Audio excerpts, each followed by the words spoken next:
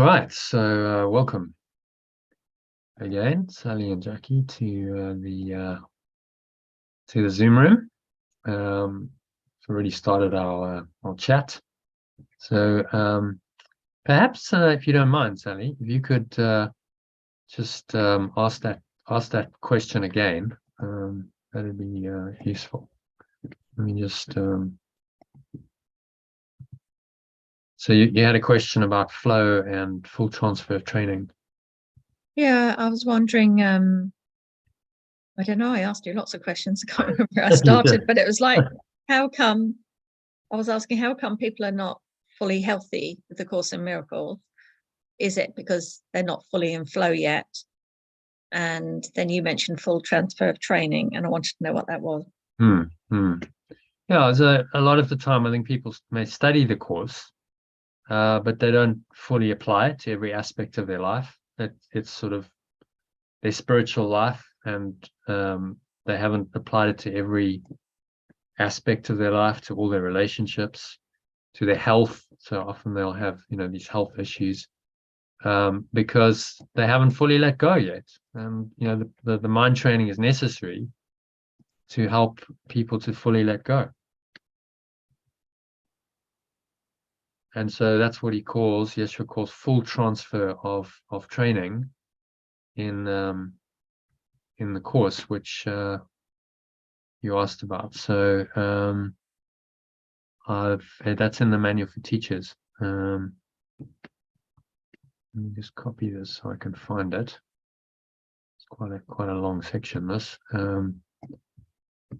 it's in section 4 of the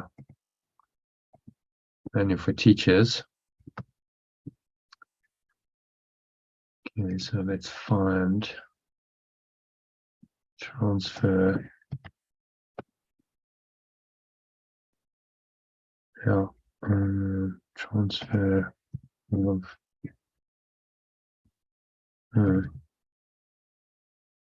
maybe that's incorrect. I mean, it's the transfer value of what he's learned.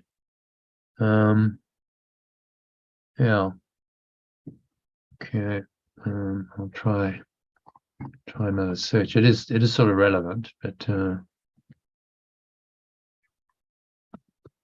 maybe it is in the workbook. Full transfer of training. Let's put inverted commas in it.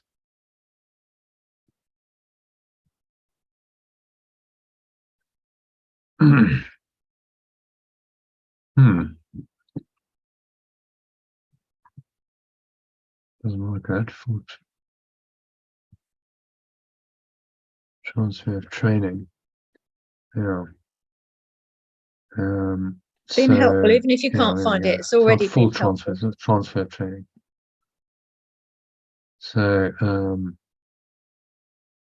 transfer of training, yeah. So he talks about it in the introduction to the workbook, part 1. So let's share my screen. You can see that. Share screen.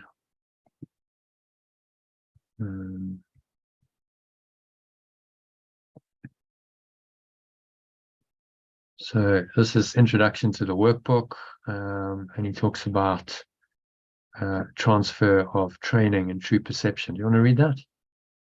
Number 5 there. Transfer of training in true perception does not proceed as does transfer of training of the world. Transfer of training in true perception does not proceed. Oh, I see. Okay, yeah. If true perception has been achieved in connection with any person, situation, or event, total transfer to everyone and everything is certain. On the one hand, one exception held apart from true perception makes its accomplishments everywhere or anywhere impossible. We're kind of saying this is an all or nothing deal. You can't misperceive someone, see yourself as separate, judge them, whatever the ego's story is, and not have that then generalized to all of your perceptions. So you hold one exception off, and then you can't accomplish it anywhere because there's a block in your mind, and that block will show up in all of your perceptions.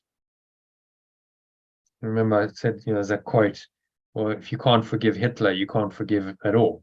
It's that idea. You got to do it completely for everyone, or not at all, because it's an all or nothing deal. You either let go completely and say, this world isn't real, and I accept the other world, the other reality, or I hold an exception. I go, no, actually, in this instance, this is real, and I now have an issue and I feel the separation. Well, then the idea of separation is present in your mind, and that idea will then affect every perception you have. So it's ultimately full transfer of training is required. You must transfer the training to every situation, every circumstance, every relationship, every interaction that you have. And that would be total enlightenment. If you can live in that state of being completely guided by the Holy Spirit in every situation, you'd be at the level of a Yeshua, a Buddha, completely enlightened. There's no hold of the ego, and you've learned your lessons. As long as there's still exceptions you make, then you still have some lessons to learn. You still got to learn to transfer this thought system to every aspect of your life. And what's useful is that life will keep showing you those aspects where you still have some learning. And that shows up as, some kind of disturbance of your peace, some kind of negative thought and emotion arises, and you haven't transferred the training fully, because you're not at peace in that situation. You're still judging it as real, and that's disturbing your peace. So then the call is to let it go and find peace again. And that's how you then transfer the training fully, as you let go in each of these situations that crops up in your life. You then learn to fully transfer the training. So when a situation comes up and you go, oh, I'm feeling like my peace is disturbed, that's a good thing. It's showing you another aspect of your mind and your life where you haven't transferred the training. It gives you an opportunity to transfer the training to it. So it's to be welcomed, not feared, embraced, and then let go of. You need to let it go. Don't dwell on it. But it's another opportunity. It's another step on the ladder home.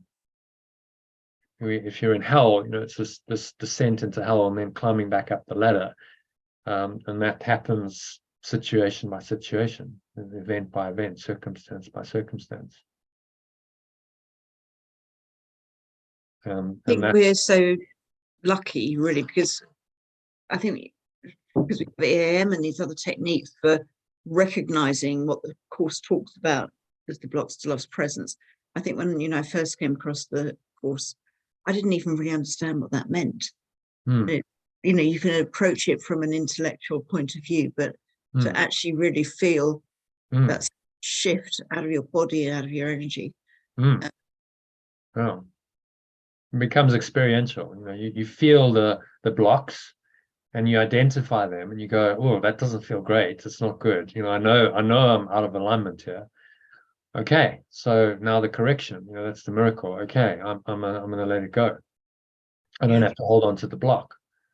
And then you apply a lesson, you apply, forgiveness as you've learnt it, using the mind training lesson or any of the techniques, EAM or 10-step letting go process or the instrument for peace. There's many ways of doing it.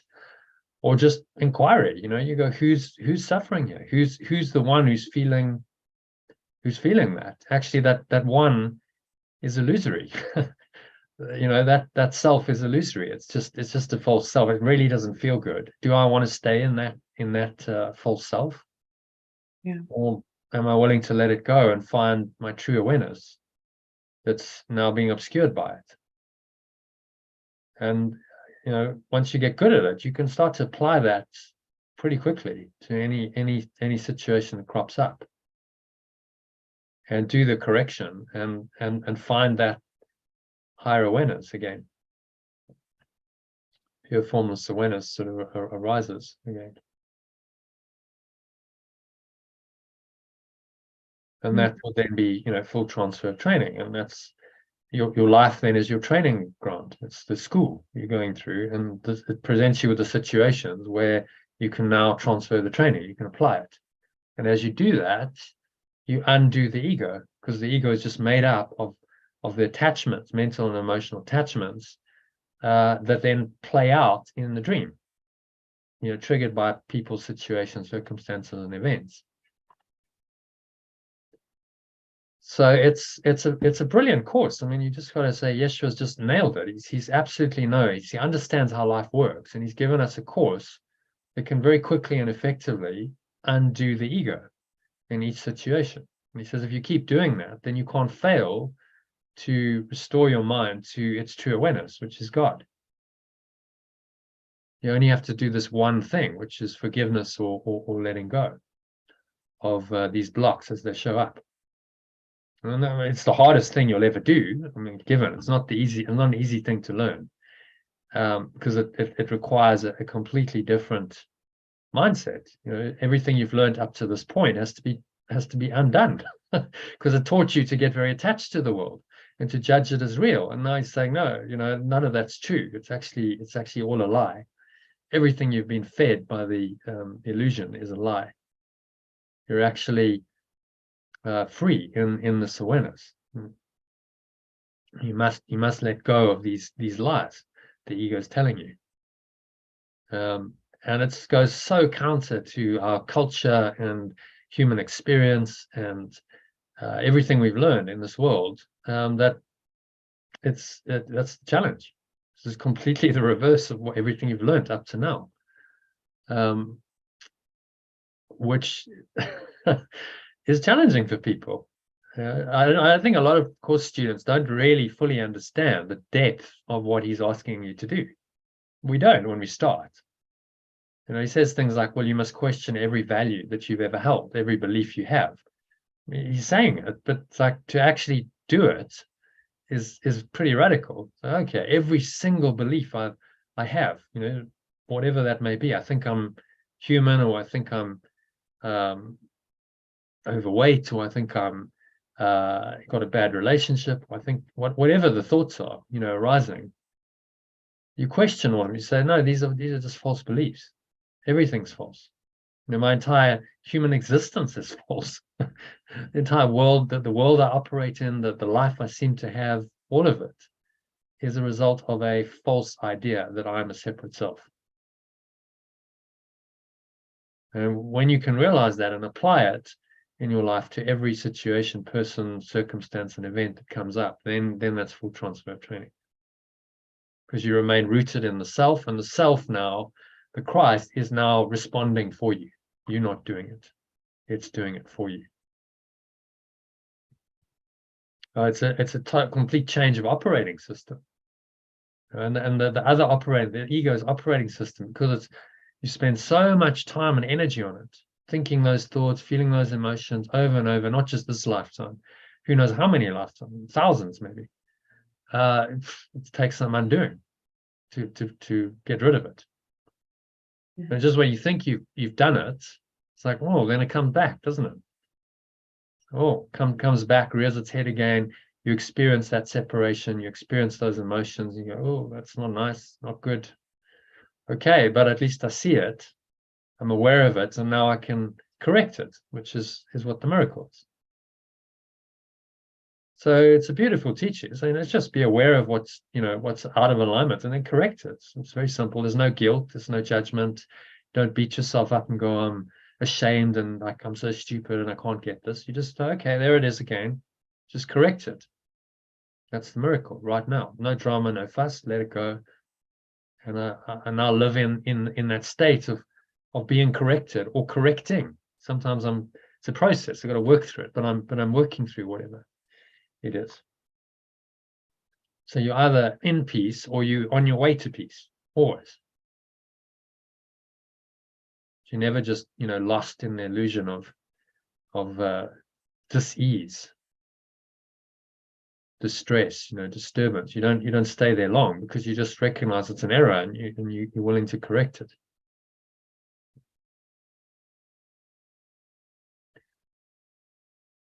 And yeah, in the course, he's saying you must generalize the ideas involved to every situation in which you find yourself and to everyone and everything in it. because the ideas apply universally. There are no exceptions to them. Second, be sure you do not decide for yourself that there are some people, situations, or things to which the ideas are inapplicable, because that's making an exception. That exception keeps the ego intact and stops the transfer of training. This will interfere with transfer of training. The very nature of true perception is that it has no limits. It's the opposite of the way you see now. So true perception extends to everyone and everything, because it's the universal truth.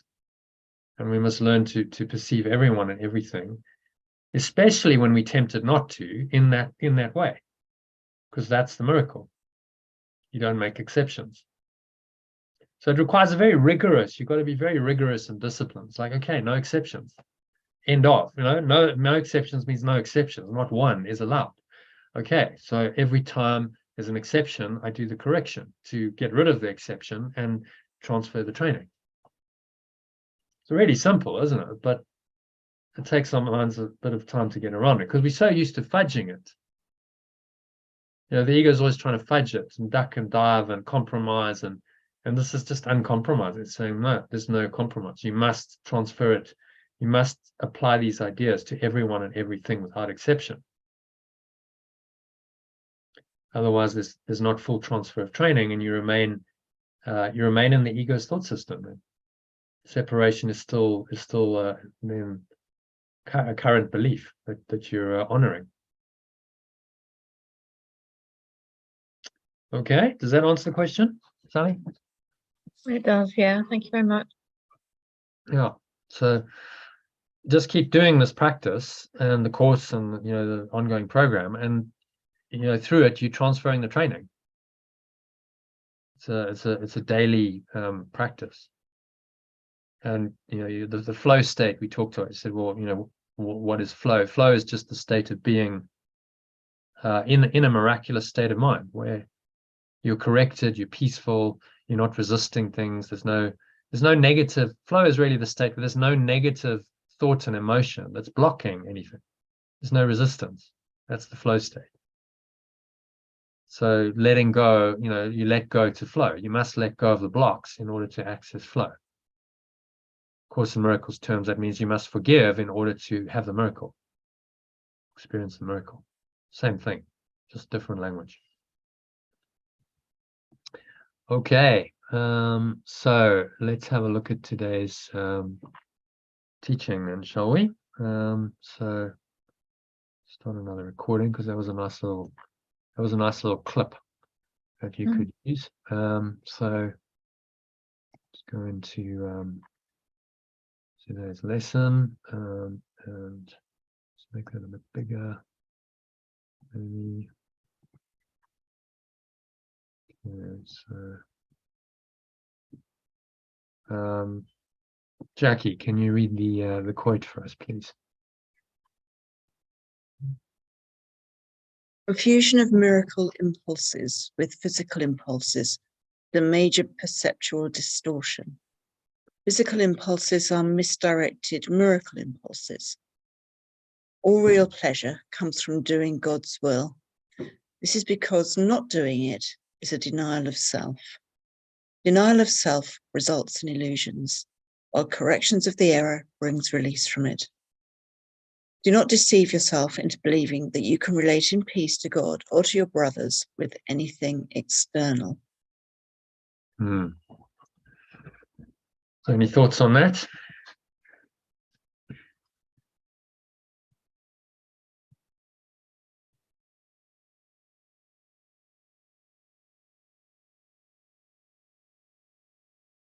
It might help to translate it, actually.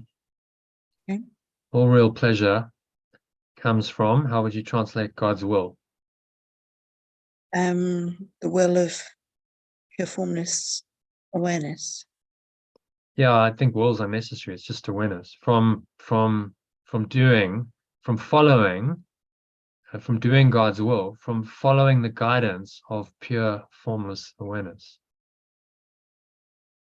For following pure formless awareness's guidance, because that's what God's will is. Because not doing it is a denial of self. So if you don't do, If you don't follow this awareness, this guidance, then you're denying your true self, because you are that awareness. Denial of self results in illusions, while correction of the error brings release from it. There's the correction again. And correction is the miracle.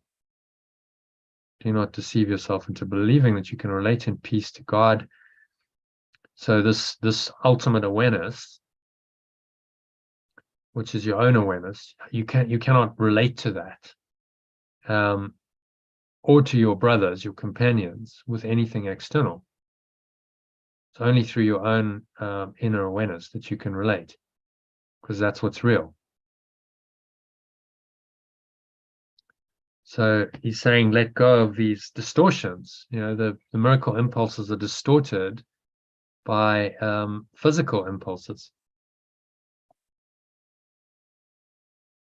Talks about the confusion of miracle impulses that connect you with your source, and physical impulses such as the desire for physical pleasures and comforts like food and drink, sex, luxuries like jewelry, perfume, ornaments to adorn your body.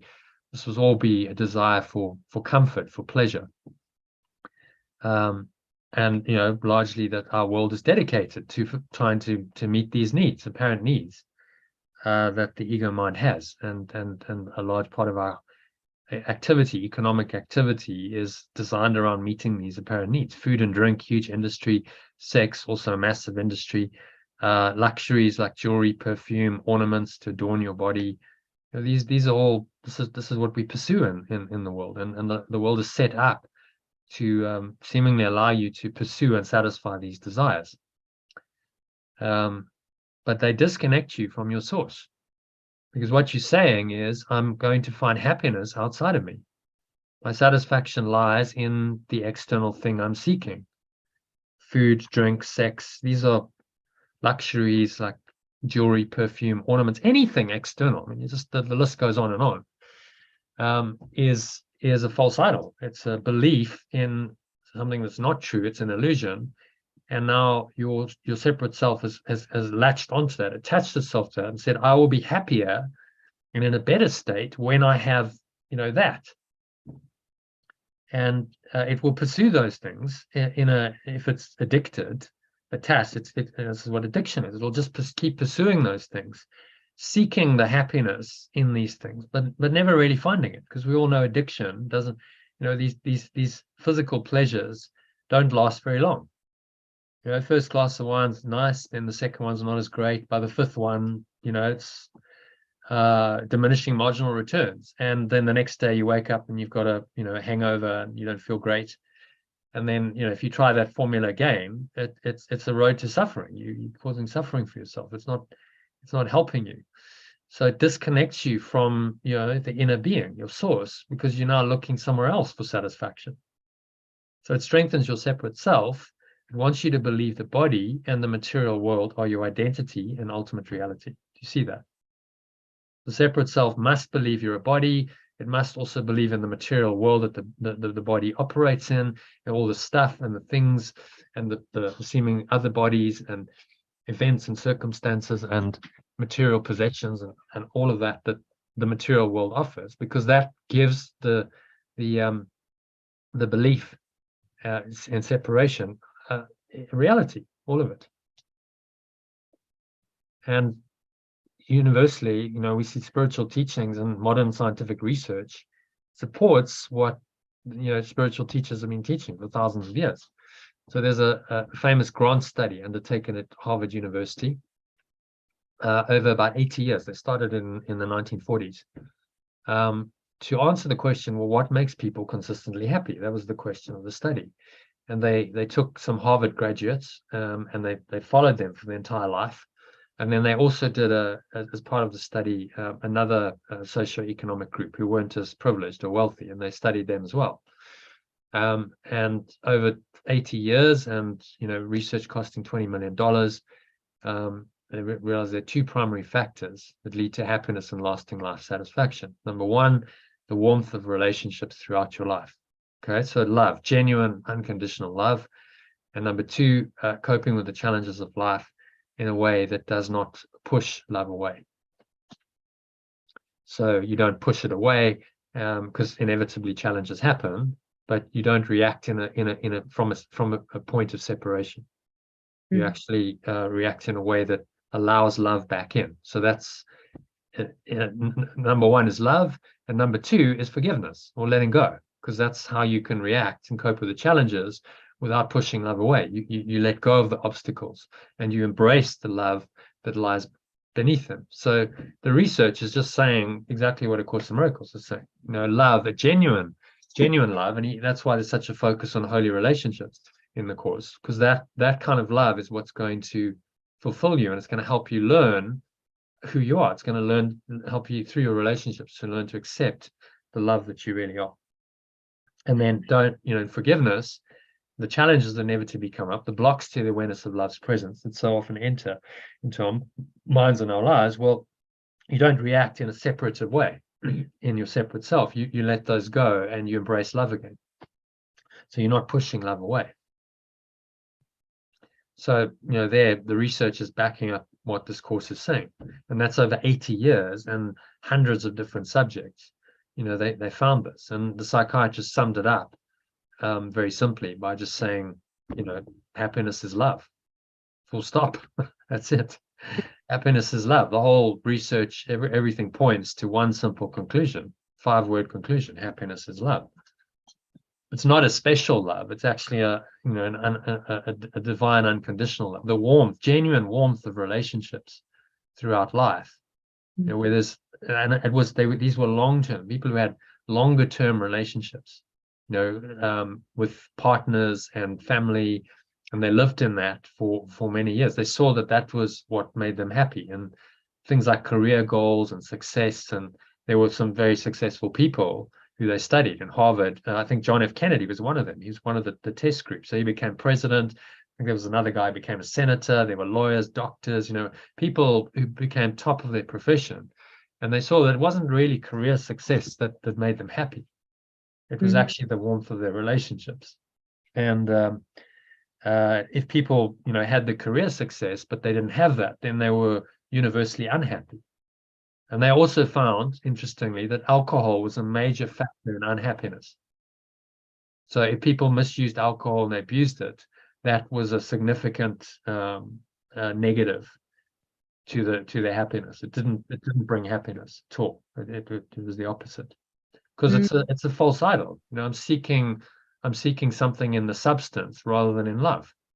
So now I have special love for alcohol, and that we know, if ever you've had experience of alcoholics and addicts, their love is denied because that becomes their obsession. They cannot connect with other human beings because that substance is the overriding relationship in their life.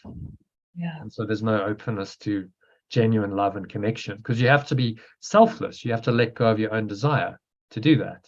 So you have to, in order to truly love, you'd have to then let go of the addiction to alcohol, which is part of the healing. The love would heal it. Hi, Aurelie. Sorry about the confusion about today. I just I had a change of plan. I was supposed to be moving today, but in the day, but actually it's going to be this evening. So as you've been talking. Yeah, I'm not home, so I'll probably be coming on and off. Yeah. Okay, that's all right. So this insight of love is happiness is backed up by the research of a lady called Dr. Laurie Santos, professor of psychology at Yale University, another esteemed academic establishment in the US. Produces the Happiness Lab podcast. Check it out. It's some interesting stuff in there. Again, summarizes her research succinctly in this powerful quote. So let's ask Sally, can you read we often think we know. Can Jackie read it? I read it. Yeah, okay. We often think we know what will make us happy, but the science shows our minds don't always point us in the right direction. We long for fame and money, or a beach body, or a new car. We expect these things will make us happier. It's just that those expectations are flat wrong. Flat out wrong, yeah. Flat out wrong. It couldn't be clearer, right? She's just highlighting the, you know, the ego's mindset, looking for something externally. And she's saying the research is saying that they're just completely wrong. So backing up exactly what the Course is saying, based on this research. But her insight aligns with the second noble truth stated by the Buddha 2,500 years ago, based only on his own observations of human life. That desire, or what he called tanha in his native tongue Pali, literally means thirst, is generally translated as craving, is the source of all suffering and dissatisfaction, which he called dukkha. Yeah. So whenever we're desiring, what are we saying? I'm not okay as I am. I need something else to be happy. That's what desire is telling your mind. So it's perpetual dissatisfaction. I'm not satisfied. The more I desire, the more I'm not satisfied. And even if I achieve my temporary desire, the pattern of the mind is not to be satisfied. So that doesn't satisfy me for long, because then there's something else and there's something else. And largely our society is addicted to this pattern of desire. You look at our world economy. What's it based on? Two movements of the mind. Desire, huge one. I want stuff. So therefore I'm going to go and I'm going to earn money to buy stuff. And there's companies dedicating their existences to providing the stuff that people want. And then fear. I want to avoid pain. I want to keep myself safe. So that's also a huge industry. People pander to fear. So avoiding pain, avoiding undesirable outcomes, which is actually another part of craving, as is taught in the Buddhist philosophy. So the ego, the belief in separation, has kind of split itself into different parts. So there are three types of craving in Buddhist philosophy. Kama tanha, which is craving for sensual pleasures, so physical sensations, the things and activities that stimulate them, such as food, sex, ingesting substances like alcohol and drugs.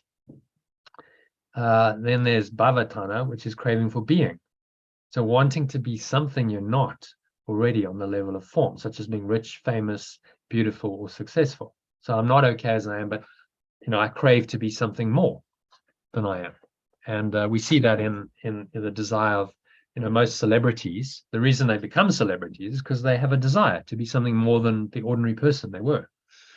And then they often achieve it and they find, well, actually, I'm not any happier. In fact, I'm maybe even more unhappy than I was. And then they don't know where to go because the ego's led them there and said, this will work, you'll be happy. And they're not happy. So then they turn to someone like Marisa Peer to help them because they're like, well, I'm desperate. I don't know what to do. I've got all the money, I've got the wealth, I've got the fame, and yet I'm not happy.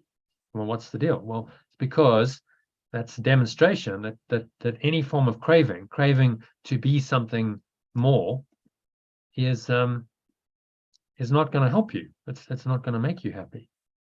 The celebrities are living proof of that insight that the Buddha had. And then vibhava tanha, which is craving for non-existence. So it's craving to not experience unpleasant things in the current or future life, such as unpleasant people, challenging situations, or even death itself. I don't want to die, I don't want to get sick. So it's like, I don't want that. But we know the more we focus on what we don't want, the more resistance we have, the more likely it is to happen. Because the mind's actually, the more you think about it, the more you bring it into your experience. I don't want to hit the wall. I don't want to hit the wall. I don't want to hit the wall. You're driving. And what are you going to do? You hit the wall because you think you're obsessing about the wall. So that the not wanting to is another form of desire, craving. So those are the three forms it takes, and we can see them playing out in the world and maybe in your own life. And then it's about, okay, well, if you can see them, aspects of them, and correct them. So the alternative to the ego's obsession was seeking for satisfaction in the external world. It invented in these dysfunctional ways and never finding it. In other words, seek and do not find, as Yeshua phrases it, is to connect with and accept that you are love itself, which is the eternal source of all happiness. And so that's exactly what the research is saying. Love will make you happy. This will make, if you really know that you love itself and that you're invulnerable, you cannot be hurt, there's nothing else you require. You don't desire anything, you don't fear anything. Then you'll be truly happy. And that can be called, at its strongest intensity, bliss or ecstasy. So that would be a a peak experience in Maslow's terms, a mystic experience, where you connect with that, that happiness, that bliss, that just comes from knowing who you are. But even when you're busy thinking and doing, being connected to your source will create an underlying feeling of contentment and peace that can be called happiness or flow. So flow is happiness in action. It's like, yes, I'm operating in the world. I'm not disconnecting from I'm not removing myself. I'm not withdrawing my senses and just being quiet and being. I'm actually doing stuff. So I'm interacting, I'm speaking, I'm working, I'm walking around, I'm acting in the world. But the underlying state of happiness is still there. So it's foundational happiness. So it starts with foundational happiness, and then you can flow because you've got that foundational happiness. And to establish foundational happiness, you need to learn to let go. There's one key skill that you have to have. That's, you need to learn to let go. Because if you can't let go, then that foundational happiness is not there. You're continuously disturbed by people, places, circumstances, and events of this world. And if your peace is disturbed, how can that then flow into your action, into your activity? So as a foundation, foundational practice, you let go. And that establishes more and more foundational happiness. And then that naturally flows into your life. You're still working in the world, you're operating, but it just kind of happens. You're still happy even while you're operating. You don't just need to sit still and be quiet in order to be happy. You can be happy in action.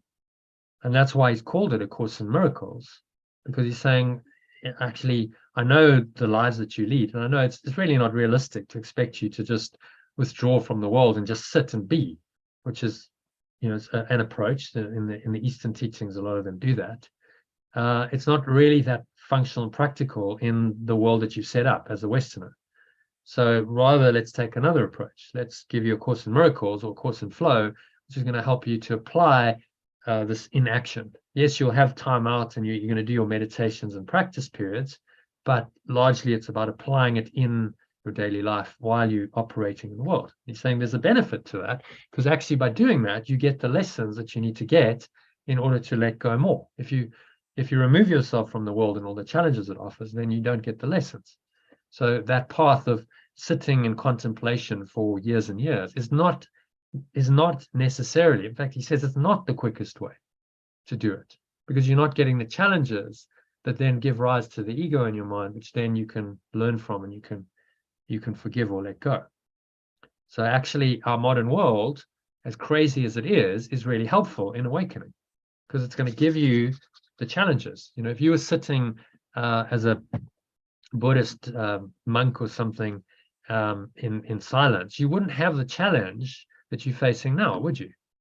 Your life has brought you this challenge, but that's exactly the challenge that you can use to undo your ego. So it's enormously helpful. You're actually in a good position. You don't need to go anywhere else. You just need to apply these teachings to your life exactly where you are. So he meets us exactly where we are. He says, you don't have to change your life, you don't have to do anything, just apply these teachings to everything. Transfer the training to every situation and every person and every relationship, every interaction you have, and then you'll be doing the course, which means it's a good course. It means it can meet us where we are. It can help us in our daily lives. We don't have to go anywhere. We don't have to, take vows of silence and remove ourselves from the world. We just carry on, but we change our perception of everything. And so it's very practical, very helpful, very practical for the modern mind, the modern, Western sort of oriented life, where yes, you are going to be acting in the world. It's inevitable. You can't sustain without doing that, because practically speaking, we all need to earn money. We need to support ourselves somehow. So that requires a level of engagement in the world.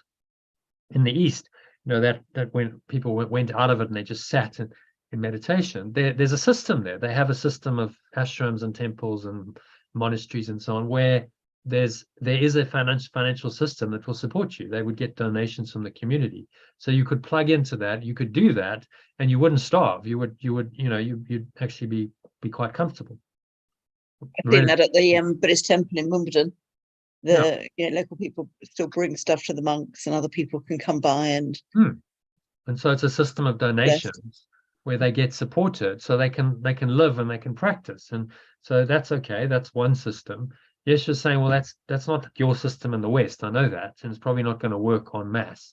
So it doesn't matter. Just, you do this wherever you are. You don't have to remove yourself and go into a monastery.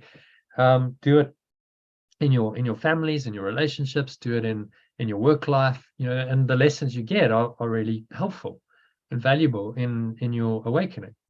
So let's embrace it rather than reject it. Embrace it, but change our perspective of it. It's an illusion, but the illusion is showing you the ego, which is really useful. So it's a very robust teaching. You can apply this wherever you are, whatever life you're living. You can apply the course, and if you apply it, it will help you to the degree that you apply it. Ultimately, to help you stay in the state of foundational happiness that's unshakable and flow, that you're able to stay in flow almost all the time. And that's a very effective, productive state to be in. If you're working, you're much more effective. You'll be much more effective in the world. And if you're not working, let's say you've removed yourself from the need to work, you're retired, or you do go into some kind of community where you support it, then you're in flow in whatever activities you choose to do, and the spirit will come in through those activities into your life, and it will flow through you into the world. And then you feel inspired. Inspiration is the flow coming through you in spirit. The spirit's flowing through you, and just like with water, you can't dam it up. It must flow through. So you allow it in, and then you allow it out. And again, your interaction in the world gives you the channels to express it. So it's the perfect mind training school, really, that we're in. The world we've created, the ego's created, is the perfect, gives you the perfect lessons to awaken to who you really are as quickly as possible. And if you see that, then the world changes, isn't it? So, well, actually, it's not so bad. It's okay. This is exactly what I need to awaken. So, okay, bring it on. Let's embrace it. Let's learn the lessons. I'm not scared of anything. You're not fearful anymore. And you go, well, Spirit's always with me. I'm guided, even in difficult situations. So I was saying to you yesterday, your situation is apparently challenging, but is it really? If you have the Spirit, if you have this ultimate infinite intelligence behind you, then is it really challenging? Or actually it's a piece of cake? Just go with the flow and allow it to guide you. And transfer the training to the situation. Make sure you don't make exceptions. Okay, so the fear comes up, you get, okay, but you transfer the training in that situation. So you let the fear go and you find peace again. And if you do that, then know that the situation will work out as it should do. And it's all happening for you to help you, give you the opportunities to transfer the training in challenging situations. I mean, any trainer will say, you want to test your students. You want to give them a test in training so they're ready for the performance, whether it's a sport or in military training, for combat. They want to get you ready. They want to test you so that you're ready for something challenging when it happens. So, that's the same principle that applies to you. Yeah. Okay. So, any other thoughts, comments, questions on that? I've just had an idea drop in, actually, how to settle this latest bit of nonsense that's come my way. Just need for, There you go. That's what happens. The guidance comes. He doesn't want to reimburse me for expenses on renovations, but I just said, well, don't give it to me, then give it to one of our sons. He's had enough to deal with. So I might try that to see how that goes. Yeah, good idea. And you sharing, and he can't morally refuse that. It's like, well, how can you refuse to help your own children? So, well, this is the guidance we get. I think so. Yeah. And it's skillful. It's like, okay, so I'm facing the ego, but I have the Spirit with me, and I can be skillful in this, and that's quite inspiring, actually. Yeah. Okay, so bring it on then. Let's and I'm learning as I'm doing it. I'm learning these lessons, which you wouldn't learn otherwise. Yeah. So feels like a more loving approach, and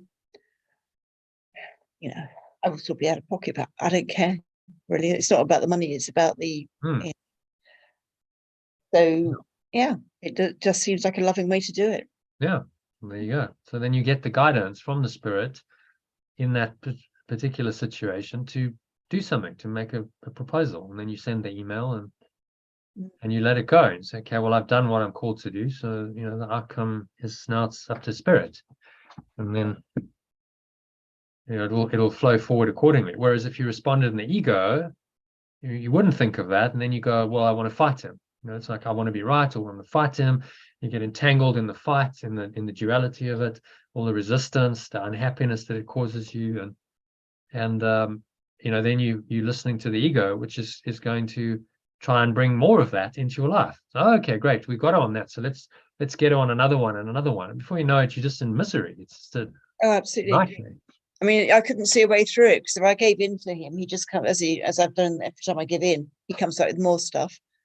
But actually, that might work. We'll see. Yeah, I trust it's going to work. You know, that I mentioned like the martial art Aikido, but the idea is you use his force. So he's coming at you with an apparent attack. In Aikido, they never punch back. You know, there's no kicking or punching. They just use the force of the attack and redirect it. And that's exactly what you've got to do. Okay, so there we go. We just let that slide on by and slide on. So I'm not facing it and resisting it. Yeah. You are facing it, but you know what I mean? You're not like, right, we're going to fight now. It's like, no, okay, I'm going to flow with this. It's like, and you're in that lovely, you know, flow is a nice word, because water flows. Water doesn't hit a rock and go, oh, right, now we get stuck on the rock. It just flows around and carries on. It's really not bothered by the obstacles because it just flows around. So in the same way, okay, so it comes and there's nothing solid for it to hit. You see, if you have a solid block of ego, then that attack hits something solid, like a rock in you, and you go, resistance and that rock-like feeling, and you get stuck in the rock nature of the ego. And you've probably been there, so you know what it feels like. It's not a good feeling. Very inflexible, rigid, and then there doesn't seem any other way. It's like, well, he's attacking me, and you know I have to defend, I have to fight back. But the flow is like, okay, well, actually there is no self really, so he can't really attack me. So he's be very frustrating for him, because he's trying to attack you, but you don't really exist. So it's like, where your attacks, who you're actually attacking, there's nothing to attack. And the Aikido idea would just be, okay, we'll just let it go and let it go and let it all flow past you. Yeah. And then respond appropriately. Like in this instance, that's a kind of an Aikido response, isn't it? Use the energy of its attack and redirect it into something constructive and helpful. Yeah. And you know, you'll probably get more opportunities, and that's great. It's like, okay, I'm really learning stuff here, and it's all good mind training, and it's good learning for others, and it's the you know, possibly the material for a book, or you know, some like a course or something on how to deal with this stuff. Yeah, you can actually teach people, and you can give them practical examples of what you did. Mm. And then they go, okay, you know, now I'll listen to you because you've been through it and you've experienced it. Yes. We're speaking from that place, so that no one can say, oh, well, you don't know my divorce. My divorce is just, you're like, well, I pretty much had about the worst possible one you can have. So there, you know, there's the example, and this is how I dealt with it. And you know, then there's great learning there for yourself and others. So it's all good. It's all part of the your destiny, you know, what you're meant to do in life. Yes.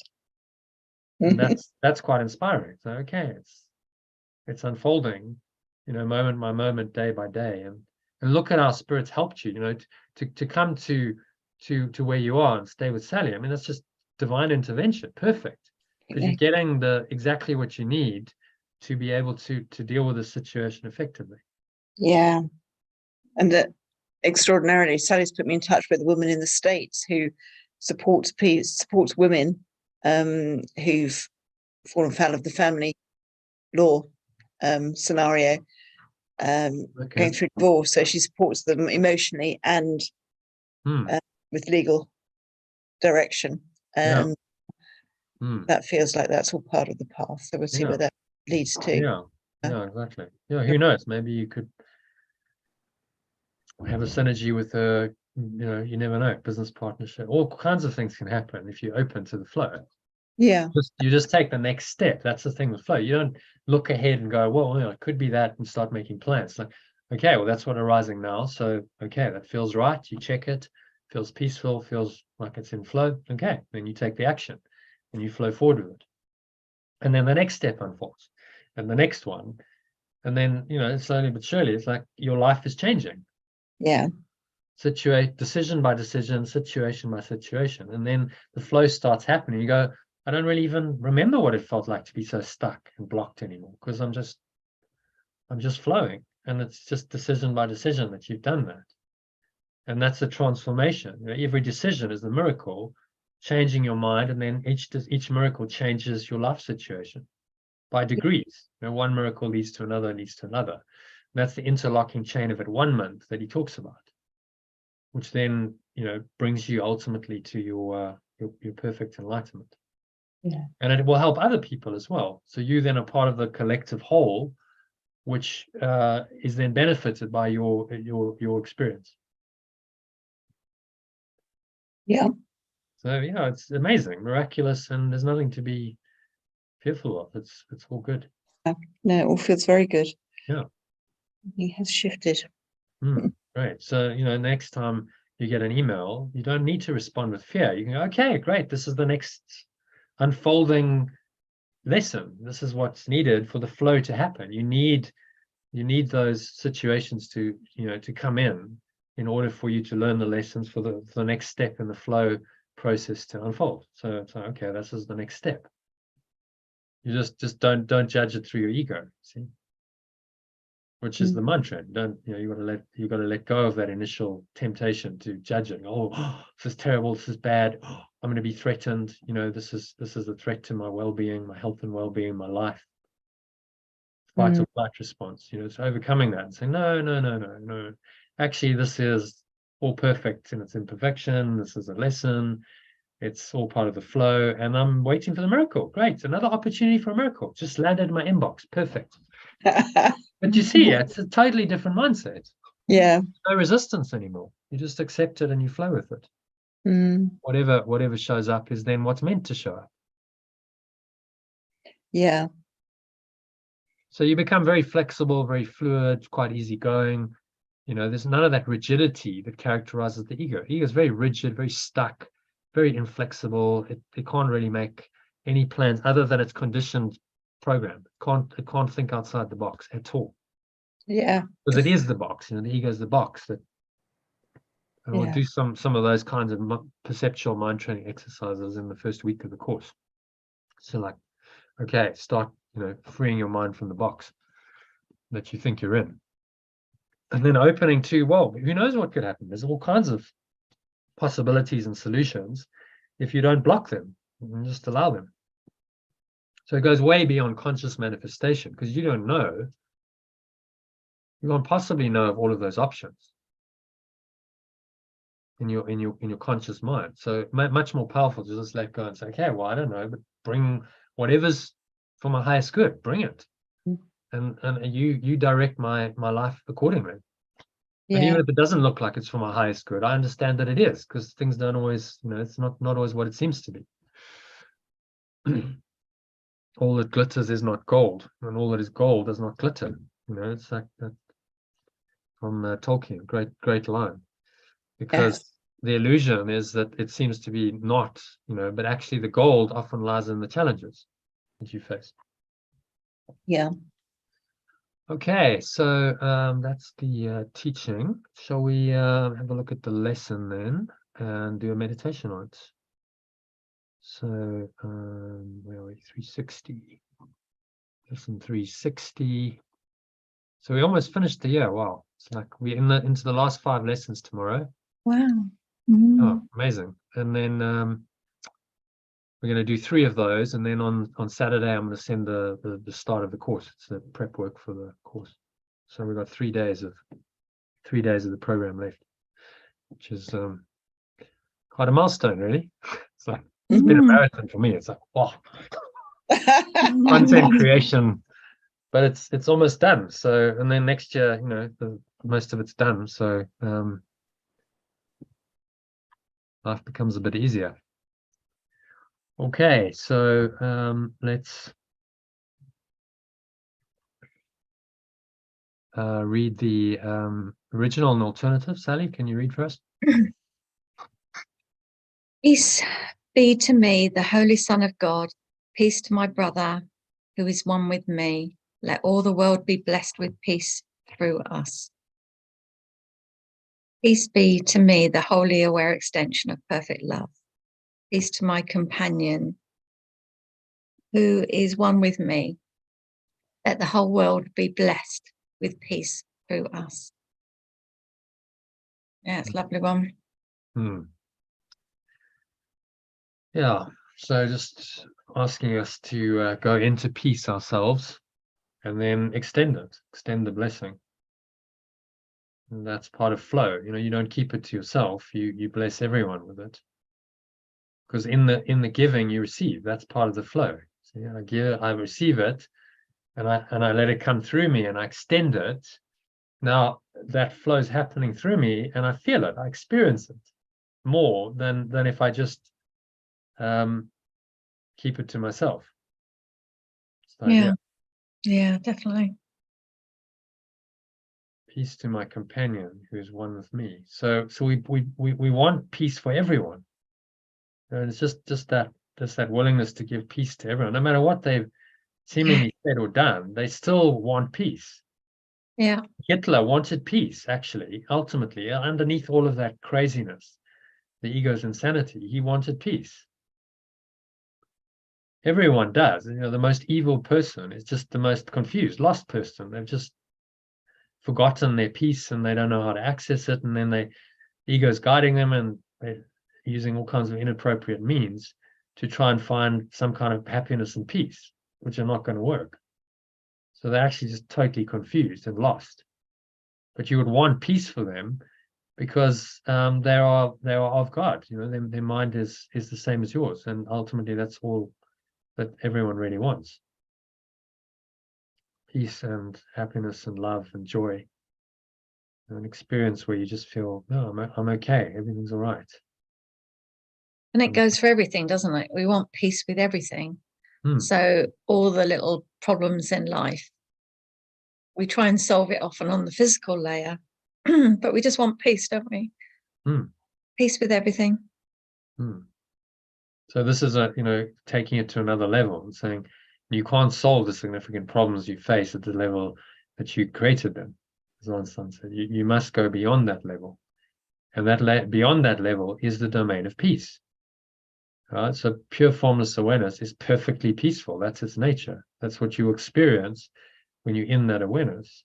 So you must go into that awareness, the transcendent awareness, to experience the peace, and then you come back into the dream world and you apply that peace in your life and to the situations. So you go out into the oneness, the awareness, and then now you've experienced that, you can come back. See, that's why it's a double arrow, and you can reinterpret whatever the experience is from the perspective of oneness and that peace. Just like you've just done, Jackie. Okay, so I'm feeling peaceful. Idea just dropped in. So that's the return movement. You went into this awareness, and even briefly we'll do it. It doesn't have to be for a long time. Just briefly connect with that. And then very often the idea just pops into your head. So that's the return movement of the spirit saying, okay, well, here's what you can do on the level of form. And it gives you, a course of action, something to do, which is then part of climbing the ladder back up. So you apply that, you've learned the lesson, you've done the correction internally, and then you allow that correction to extend externally. So there's the extension of your peace into the world through your words and your actions, which then blesses those who you come into contact with. And that helps you climb the ladder all the way back up to the perfect peace of your pure formless awareness, which is beyond time and space and perception. And you don't need, if you're in this state, you don't need the lessons anymore. There's no need for lessons. You just abide in that state. But while we're here, the lessons keep coming. Right? Human the human story is the lessons, human life. So is it making sense to you? I mean, it's such a simple teaching, really. It's just to get your head around the idea that none of it's real. That's where people struggle. But if you can sort of just accept that to start with, you may not fully believe it, but and start applying it, you see that it works. And then you start believing more and more that, okay, what he's saying is true. Actually, all of this stuff is illusion. It's not real. And I'm getting that in my own experience. So the little blue arrows are miracles. Yeah. Fundamentally, you're going Yeah. picking up the information to change your perception. Yeah. Exactly. It's a reinterpretation of the ego's dream by the Holy Spirit, or the awareness of oneness, is the blue arrow.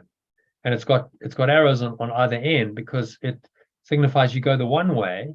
So let's say you're stuck in the idea of guilt and sin and you're feeling very shameful or something, and then you move out of that and you go into your true awareness. So that movement back to true awareness would be going this way. You stay there for a while, and then you come back and you look at that situation again. Your perception has changed. And you go, well, okay, I don't feel guilty anymore, and I'm not tempted to project my guilt onto someone else and make them guilty because I've kind of cleared it. I'm feeling more peaceful, and so now my response to the situation is different. My perception has changed. Yeah, since you've my, been my action will change. Okay, so my words and my actions will change. So instead of condemning the person and going, you go, okay, I'm just going to let it go, and maybe I'm kind to them, or maybe I just do nothing.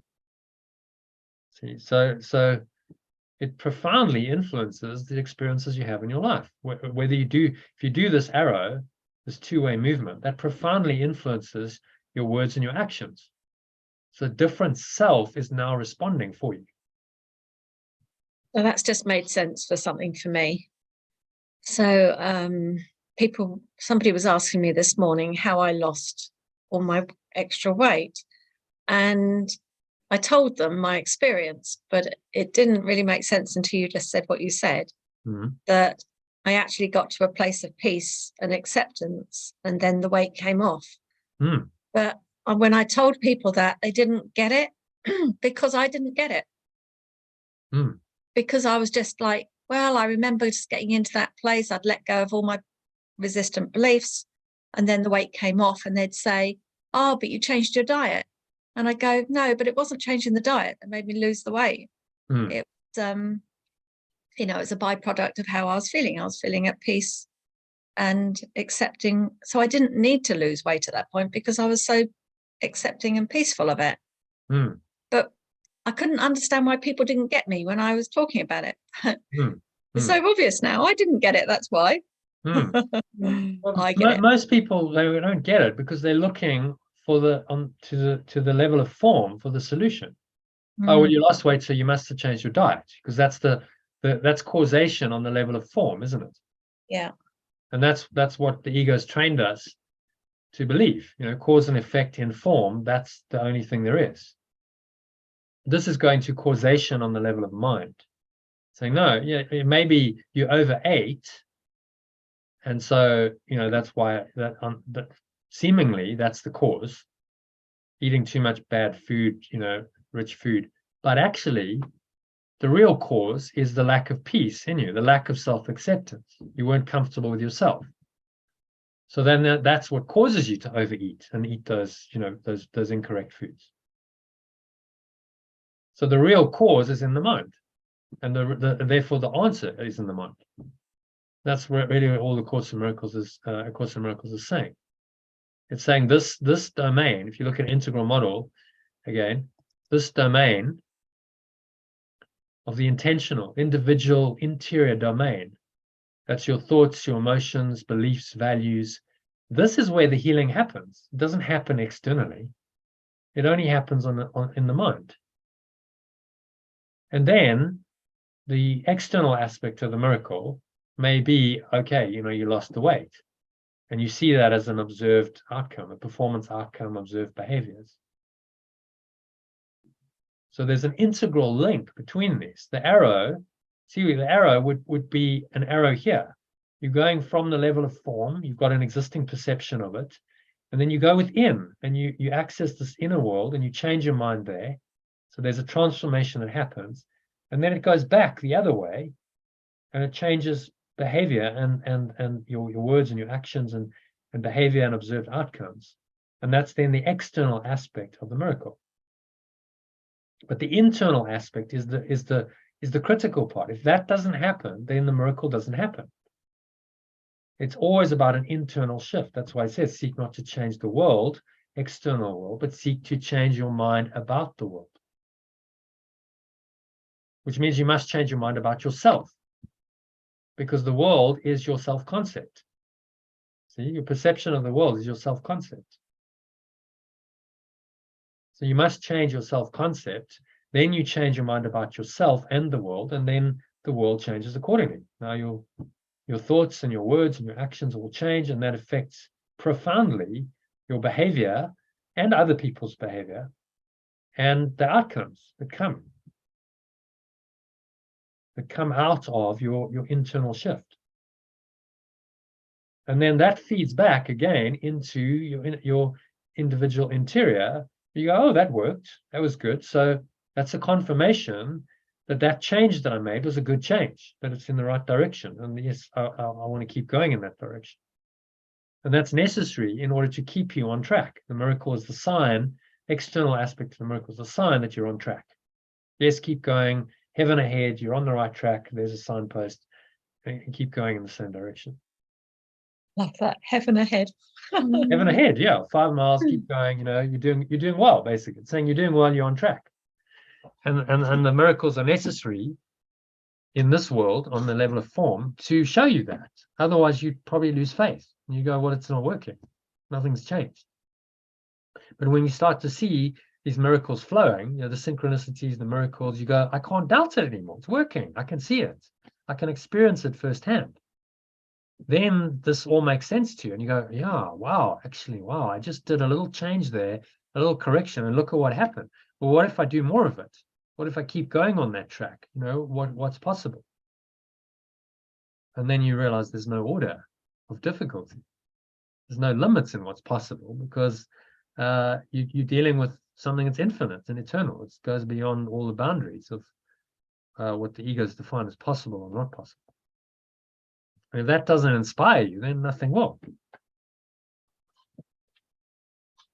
So you're seeing how it all fits together. I mean, it's interesting as we journey, because it's like just putting it all together, and it's like becomes clearer and clearer in your mind, doesn't it? It's like, okay, so it's such a simple operating system he's giving us, but it's just to clear up all of the confusion that the egos, the obstacles that's put in the way to that clarity, so that there are no obstacles, the blocks are gone, and the flow can just happen. And that's what the mind training is about. Okay, so let's go back to the lesson.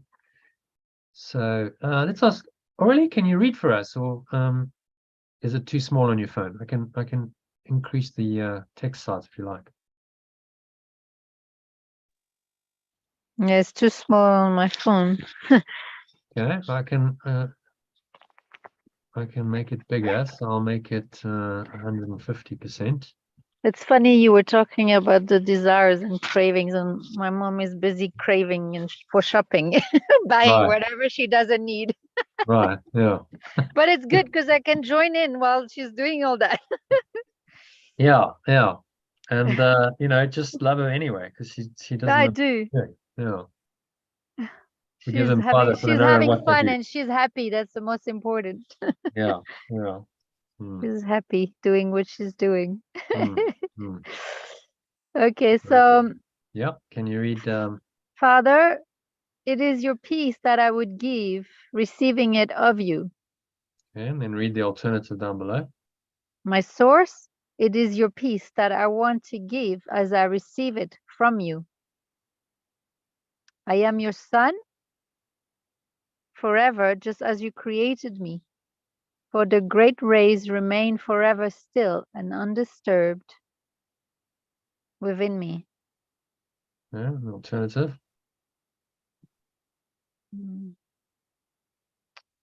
I am your extension forever, just as you extended and extend me, for the pure formless awareness of perfect love remains forever still and undisturbed within me.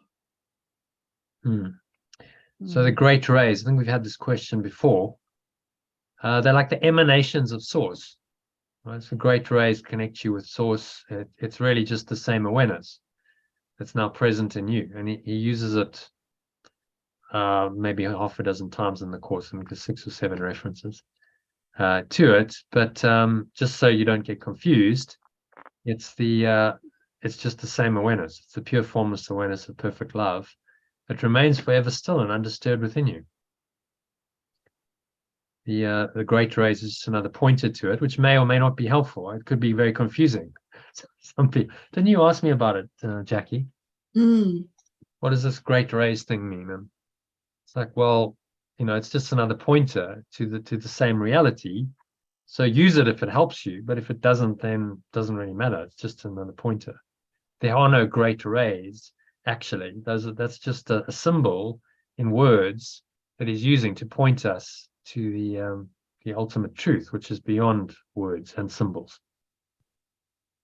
So if pure formless awareness of perfect love is a better symbol, then better pointer, then use that. And it's just consistent with what we've studied, so it's nothing different.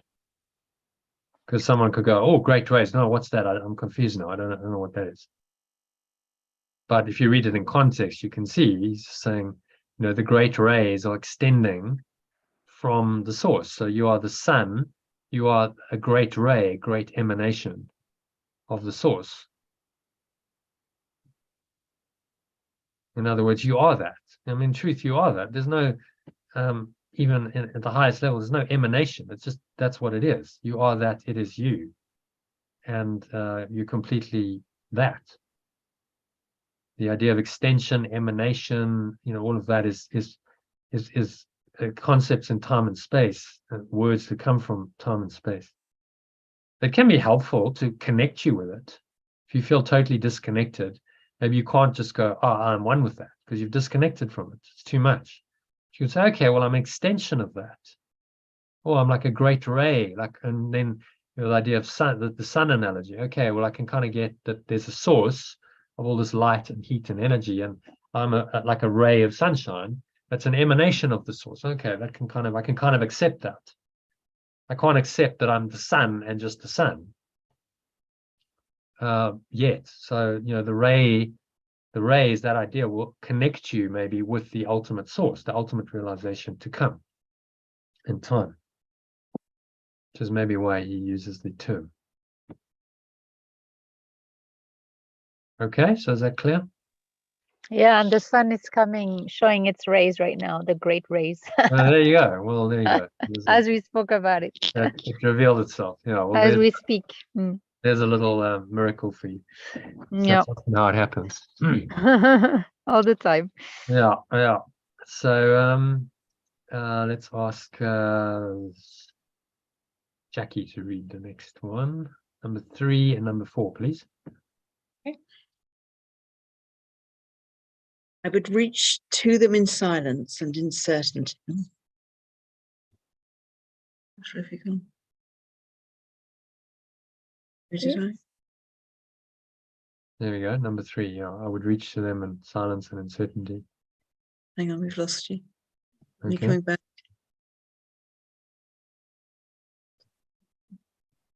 I would reach to them in silence and in certainty, for nowhere else can certainty be found.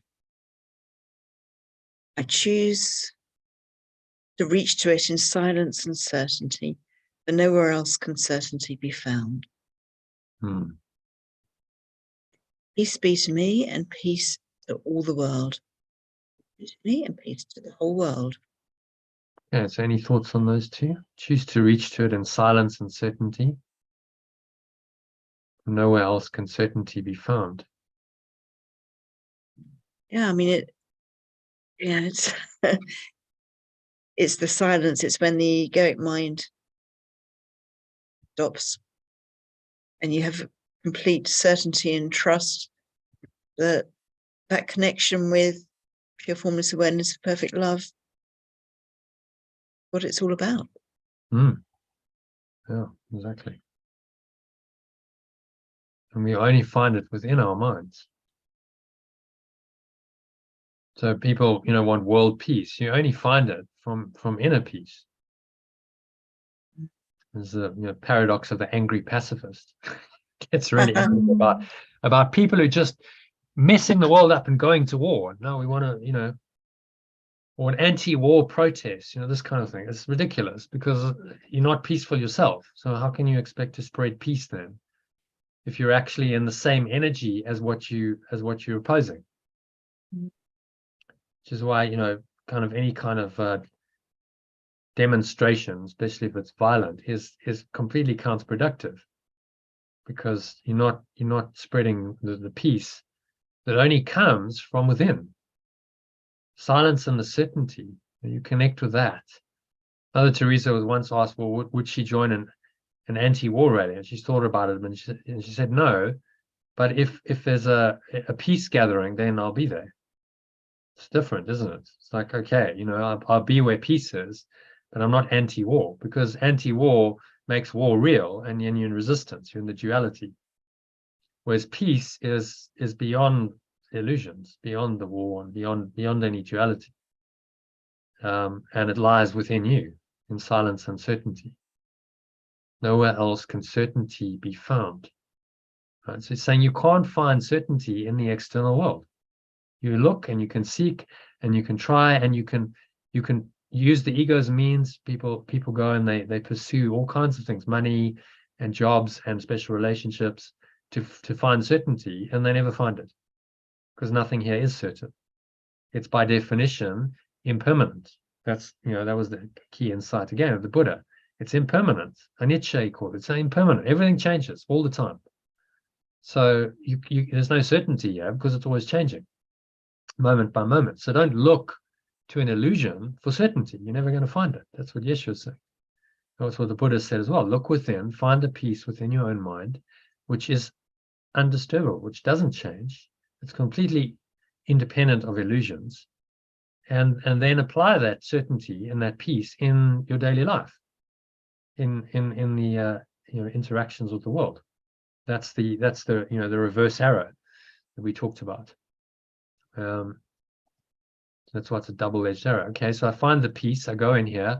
I have a challenge. I find the peace anyway, and then I return back down that arrow, and now my perception of that situation is more peaceful, and I'm not judging it, and I'm not going to do any of the hurtful, harmful things that the ego would have motivated me to do before.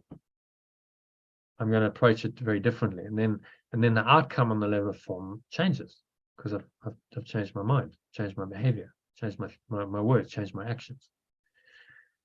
And that's what the miracle is. It's that inner shift followed by the external. The inner world leads to the inner change leads to the outer change. And that's how we bring peace to all the world. Through your own inner peace. And all you can do is be at peace yourself. Can't make anyone else peaceful. But if you're at peace yourself and you're inspired to act on that, then that will spread, that will radiate, and you can be an example for others. And people can find peace through you. Some of these great gurus, you sit in their presence and there's just peace, and you experience that because they're so rooted in peace themselves that they bring others into that peace. Ramana's great teaching was like, there's nothing to do, just sit in peace with me, just be silent, be still, and experience the silence and the stillness and the peace. And that's the teaching right there. You don't need anything else. And if they need you to point it, say, well, who suffers then? You've got all the interbulation of the mind. Who thinks that? Who suffers? Oh, maybe the suffering one isn't really real. Maybe only the peace is real. Okay, so number 5. Sally, if you can read that, 5 and 6. Right. In holiness, gone up too far. No. In holiness, where we created. In holiness, were we created, and in holiness do we remain. In pure formless awareness, are we extended? And in pure formless awareness, do we remain? Well, that's easier, isn't it? Number 6, your son is like to you. Your son is like to you in perfect sinlessness. Deary me. Okay, try the translation. Your extension is the same as you in perfect innocence. Hallelujah. A little bit easier. Yeah, now I get what I got innocence yesterday and on a much deeper level. So that's really cool. So that awareness is innocence. It's just another pointer to the same state of mind. Because in pure formless awareness, there's nothing else to be aware of. So that's perfectly innocent. There's nothing that ever went wrong in that state. Sin is the idea, remember, of something that's gone wrong, and now it's permanent, and it's punishable, and it's real in your mind. And the innocence of pure formless awareness is no, that awareness is still there. Nothing's ever gone wrong, and you remain as you were, always. That's your true nature. And with this thought, we gladly say, Amen. With this thought, I gladly say, so be it. Oh, it's so be it. Amen. Oh, yeah. Know that. So be it. So it's like a confirmation. You say it at the end of a prayer because you're saying, okay, so be it. Prayed it, and so it is. I do say so be it often, but I didn't know it was so be it, or so it is. You could also so it is. Yeah, so it is. I often say, yeah. Very cool. Learn something every day. Yeah. So it's a statement. It's an affirmation of, okay, this is so it is. I've said it, stated it, and so it is, and so I've accepted it. The true prayer. That's why it's the conclusion of every prayer. Say Amen, because it's so be it. I've said the prayer.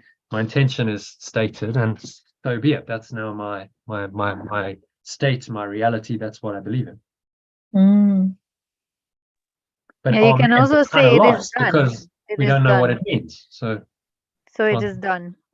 So it is done. Yeah. So it is. So be it. So it is done. Any of those variations will work. Just to confirm, because it's a prayer. Remember, he's giving us a prayer, which is really going within and speaking to your deeper mind, your true awareness. You're actually connecting with it with the words. And then it's kind of setting the seal on it, on the prayer, and saying, okay, so be it. Everything that I've said, so be it. And now it's like that has become your new default thought system, your new operating system. And you say, so be it. It's like pressing upload on the computer. Okay, upload, there it is. It's so be it, it's published. It's out there in the manifest reality. Okay, so any thoughts on this? Nice lesson. It's talking about peace again. I like this one because he's talking about the extension of it. That all the world be blessed with peace through us. So, and making the clear connection between inner peace and the external world. You can only have a peaceful world if people are in peace within their minds. And if you want to be an agent for peace in the world, then find the peace yourself and be guided by that peace to speak and act in certain ways. So I've got a thing that's bubbling up for me. It's like, so I've been running some weight releasing groups for a few years, and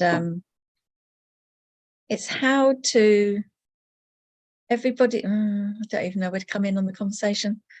It's like if I advertised a weight loss group, everyone would be focused on the body, and I don't want to do that. So I focus on peace. So my thing is the peaceful way. But then how do you connect the physical experience people have? They're experiencing their bodies larger than they want it. I want to teach them to accept and be peaceful. Trying to bridge that gap, because if I advertised doing weight release again, I'd be getting them to focus on their physical body, and I don't want to No, do but you just meet them where they are. So you meet them where they are. What's their current concern? Okay, their current concern, that's where they are. They're concerned about their weight. They want to do something about it. So you meet them where they are, and then you bring them, into your your teaching, and you show them that actually the real answer lies in peace. But initially, you might say, well, I'll meet you where you are, and I'll kind of bridge some of that gap, but not the whole gap. So that's the art of good marketing. You bring them in and say, okay, there's something else. It's a spiritual approach to weight loss, maybe, that's what you call it, spiritual approach to weight loss. But you acknowledge that they seem to have a problem, because that's where you meet them. And then in the teaching, whether you do a webinar or however you do it, you start bridging that gap, and you're saying, well, look, actually, this is my own experience, and you teach from your own experience, and I lost the weight when I found inner peace. And but it's not working. It's not working though. They are so obsessed with their bodies and their weight that however many times over the last 2 years I've been focusing on peace, it just feels such a big gap for people to jump over. But it's a long journey, isn't it? The hero's journey can be a long journey. So yeah, or maybe you stop doing weight loss and you focus on just people who want to find peace. They're more aligned. Yeah, body, that body identification in people who are overweight is often very, very big. They define themselves by their body. And to tell them that they're not a body is quite scary for them. They're like, I'm not a body. My body's very, it's very real, and my body's overweight, and my body's this, and my body's that, and they're body obsessed. You're saying I'm not a body.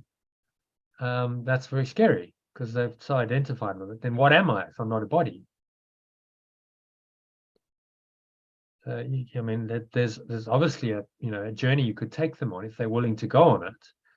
But if they're not willing to go on it, then you're wasting your time, because they're willing to go on it. The conclusion I came to, that there's too big a gap between people that are ferociously focused on the physical body, wanting to fix it on physical, where I am, which is in peace. It's just too big a gap. So maybe you stop running those courses. I don't know. Just ask for the guidance. You want to be focusing on, like, as you evolve as a teacher, you've got to teach accordingly. So you teach people who may be 1 or 2 steps behind you, but not 10 steps, because it's too big. 10 steps is like, it's about 100 steps going on. It's a chasm, it's too big. So there's other people, maybe they need to go and do a normal weight loss course and kind of see that it doesn't work, or get some results, and then down the line they might be open to like understanding their experience, and then they come to you, or not. Or you just focus on people who are like, no, actually what I'm really after is peace of mind. I'm really after happiness and joy, and that becomes your market. It's easier in some ways to market to people who have a direct need. Yeah, when someone's got a problem, they go searching for the answer. Then they go searching. It's easier. But the problem is they're looking for the answer in the way they think the answer should be. Yeah. So they think, oh, well, I need a weight loss course. I need some guru will fix me. Some diet, something on the physical level is going to do it. And so they keep searching. And the answer lies within them. The answer lies in, are you willing to let go of your self-concept of being a fat person? That's the problem. Low metabolism. Yeah, you have a problem. You have a mental problem. It's a problem in your mind that you need to address. And no amount of working on the physical level is going to address it unless you go to the mental level and you look at the self-concept that's behind your weight gain.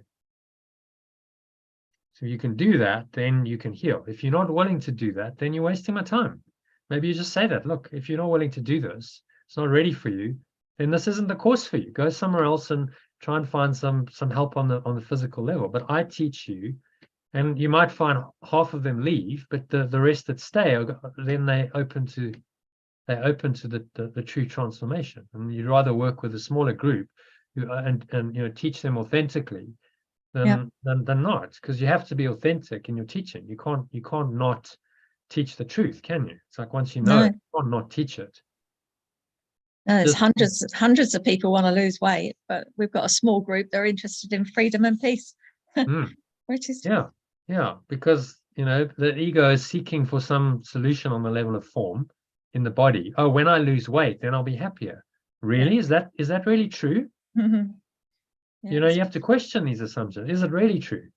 You might feel temporarily a bit better about yourself, but if your ego's still there, then the ego's gonna create another self-concept. Now you'll have a self-concept that's adapted, that's still egoic.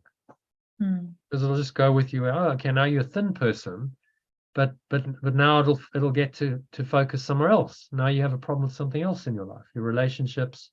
Maybe you become too thin. You then get weight obsessed again in the other way, anorexia and bulimia. It's endless, because it doesn't want you just to be happy as you are. So it'll create an issue and create a problem. And then the search will continue to solve that problem on the level of form. And this solves all problems. It's like, okay, there's no problem. If you're at peace and you are who you are, there's no problem. Yeah. It's not a very popular topic. You're perfect how you are. Really? It's bizarre. I mean, the thing that really will work, that actually does free your mind and does bring genuine peace, is the thing that most people are not interested in. Yeah. But that's the ego for you, because it doesn't want you to know the answer. So it's going to direct you in all different ways, and that's the world it's created. And there's many people, teachers and companies and so on, who will pander to that. They're like, yeah, okay, there's money to be made here, so I'll give you the solution you want. Even though it doesn't really work, I'll sell it to you because that's what you want. And then people are willing to pay a fortune for stuff that doesn't really work. You're going like, why would you keep doing that? Do something that's, our courses, but comparatively, are not expensive. They're actually very good value. Why don't you just do that and let it work? But the thing is, people don't want to let go of their self-concept. That's the problem. They want to fix the problem, but they don't want to fix the cause of the problem, which is their self-identity. Unless you're willing to go to the roots of the problem, then you're not really solving anything. Yeah, thank you for that. Yeah, okay. Just checking in. I was in the right place, but just checking in that I was in the right place. Yeah. Yeah. Peace. Okay, so shall we do a meditation on this? Yeah. This lesson. So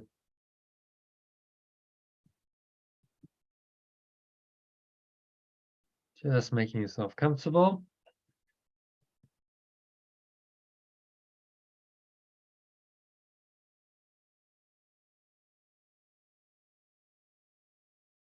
So sitting comfortably, feet shoulder width apart, back straight.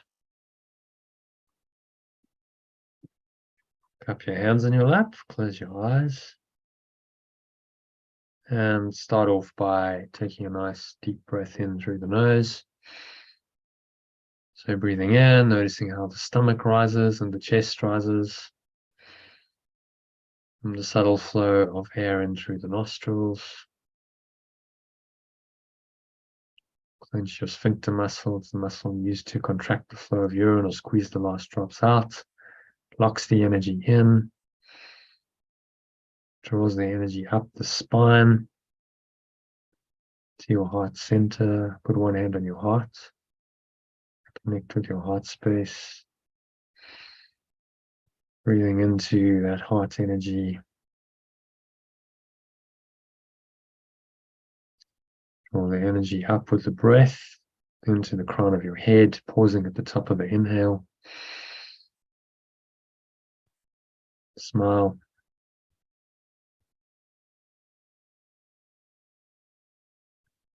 And just scan your mind, so checking in, noticing any thoughts, emotions, and any body sensations, because emotion gets expressed in body sensations. Just breathing into all of it. Nice deep breath in through the nose. Create some space, some light, some awareness in your mind.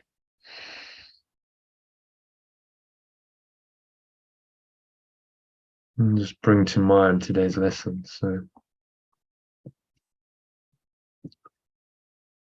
say, peace be to me, the Holy Son of God, or the Holy Aware extension of perfect love.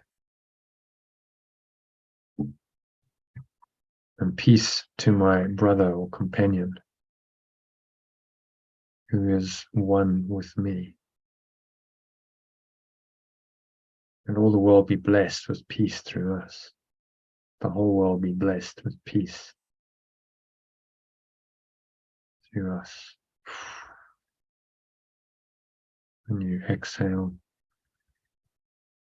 and just release any dis-ease in your mind, any non-peace, just letting it go and breathing it all out. And the nothingness that it really is. It's going, gone. And lower stomach into the spine, expel the last remaining air out.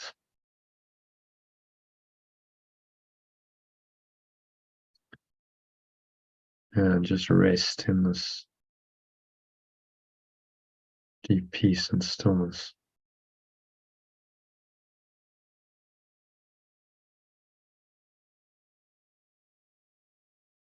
Nothing else to go, nothing else to do.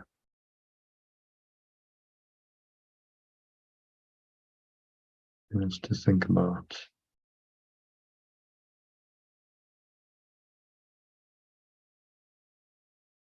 Just breathe, relax, be still, sink into this deep peace.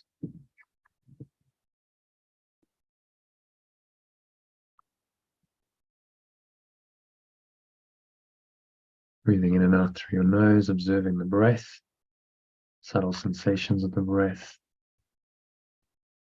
to anchor your attention into this peaceful state.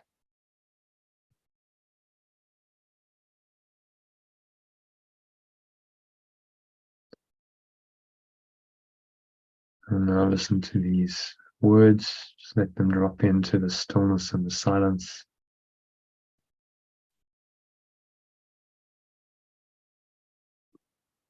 The words,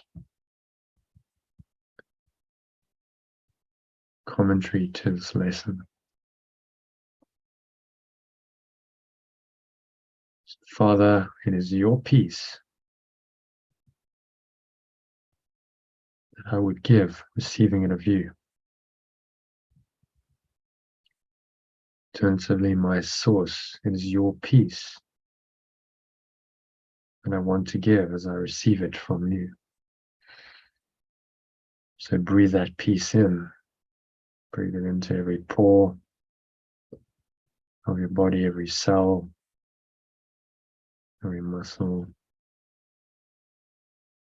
your body, every part of your mind, every fiber of your being is infused with peace.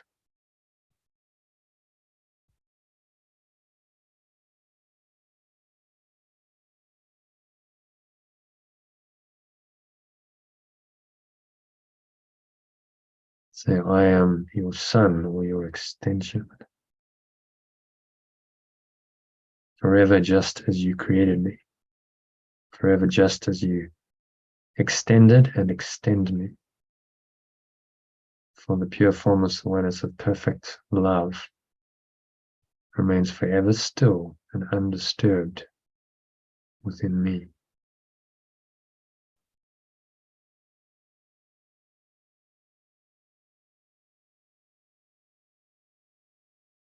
She talks about the great rays. I'm your son forever just as you created me. The great rays remain forever still and undisturbed within me. So you are an emanation of the source. That's a helpful image. You can bring it to mind. You, an extension of this awareness. And the whole of the source is contained in the extension. The essence of the sun is in the rays.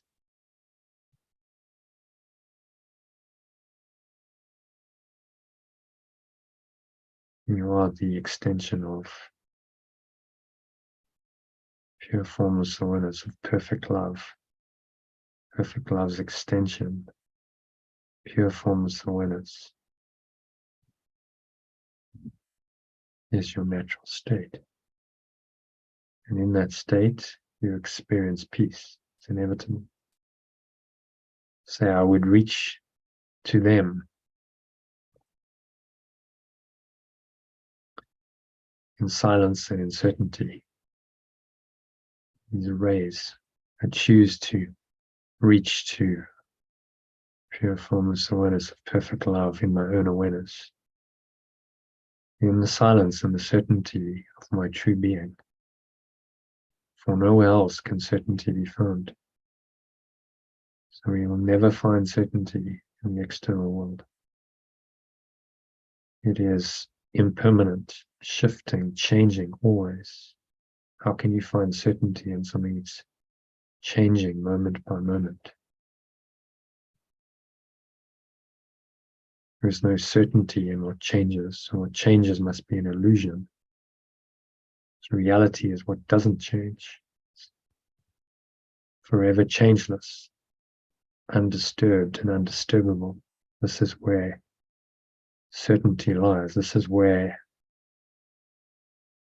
your faith should be, only in what is permanent. Osho says, only determination of value is whether something is permanent and will last. If it's permanent, it's eternal, it will last, then it has value. And if it doesn't last, then it has no value whatsoever. So a very easy evaluation tool, mechanism of decision. Value only what is permanent and discard everything else. So any values of, when you value the temporary, the ephemeral, you must let those go. So that's any attachments to people, places, events, circumstances, pleasures in the world, things that you desire, things that you want to avoid, fears. All of that is a movement of the mind, disturbs your peace, that takes you away from true awareness. It is undisturbable. Say again, I choose to reach to my true awareness of perfect love in silence and certainty. For nowhere else can certainty be found. Find it within me. So peace be to me and peace to all the world. Peace to the whole world.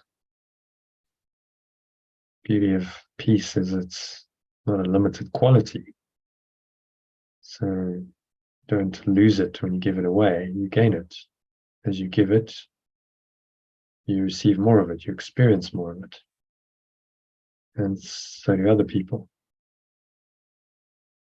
So it inverts the law of giving and receiving as the ego judges it. Because actually the more you give, the more you gain, not the more you lose. The more you give peace, the more you have peace. The more of it you have to give. If you root it in your peace, then you can freely extend it to the whole world. And so, in holiness, or in pure formless awareness, where we created, or are we extended? And in pure formless awareness, do we remain? In this holiness, do we remain? So we are as we were created originally.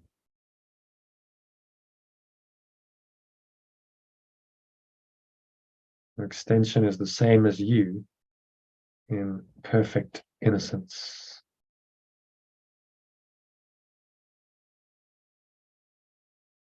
Extension is the same as you in perfect innocence. The Son is like you in perfect sinlessness. It's the original. So feel that innocence extending into your mind, into your heart. Breathe it in to every pore, every cell, your body, every part of your mind is in innocence.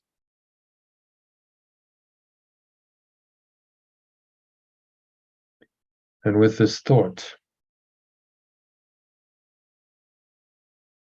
we gladly say Amen. With this thought, I gladly say, so be it. So it is. So it is.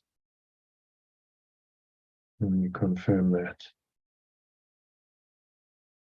So peace is.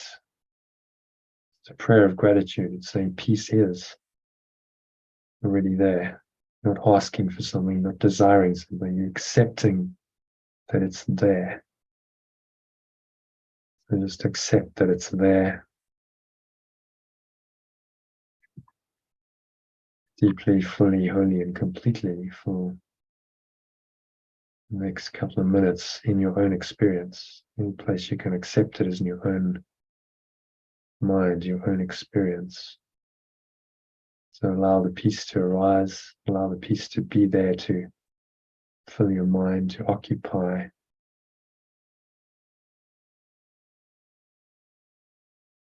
Every part of your mind, every fiber of your being is in this deep peace, the peace of God, it's been called. Alternative language, the peace of pure formless awareness, or the peace of perfect love that surpasses all understanding. No intellectual understanding, reason as the ego judges reason will bring you this peace. In fact, more intellectual and so-called rational you are, the less likely you are to experience peace. Because in the ego's thought system, it's perfectly reasonable to be fearful and angry and upset by many things in this world.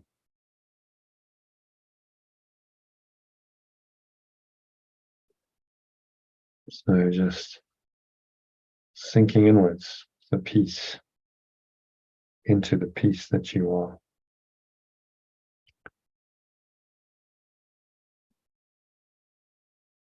So that the whole world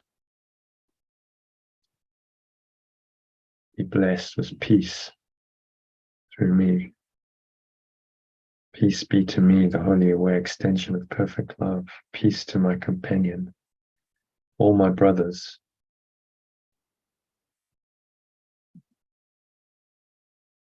You are one with me.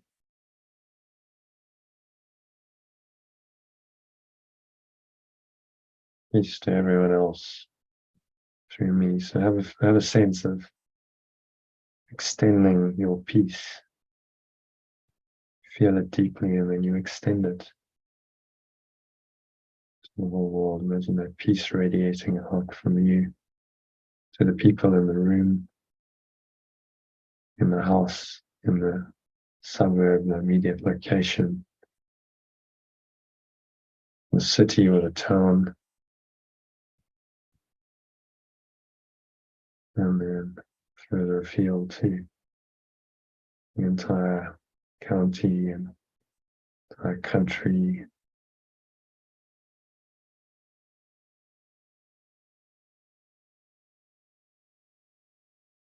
Feel that extension of peace through you.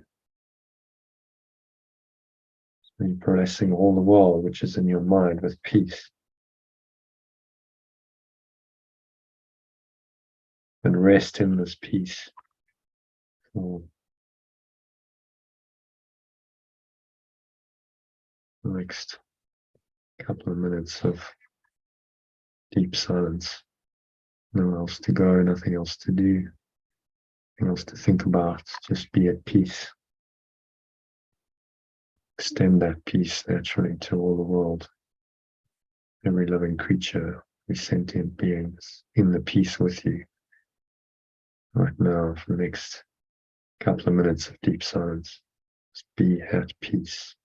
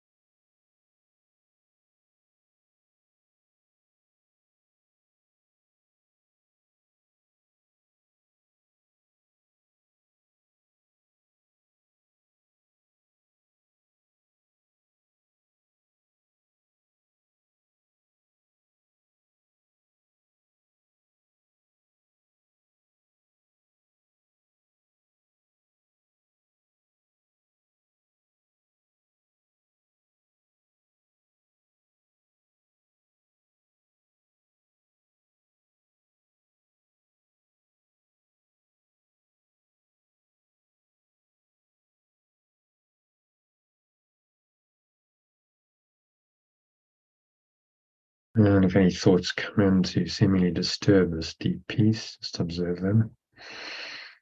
Breathe into them, so you breathe the peace in. You remind yourself that peace is with you. Because you're the holy aware extension of perfect love. Pure formless awareness. So peace is with you, peace is with everyone. Let the whole world be blessed with peace through us. And you reestablish peace in your mind, and you let go of anything that seems to disturb your peace, any dis-ease, disturbance in your mind. And you blow it all away. The breeze of your breath into the nothingness that it really is. It's going, gone. Pull the lower stomach into the spine, expel the last remaining air out. And just rest in peace and stillness.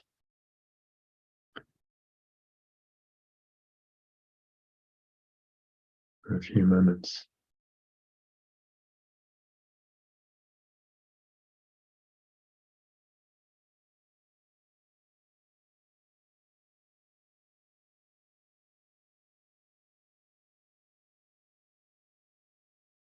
Be at peace. Another minute or so of deep silence.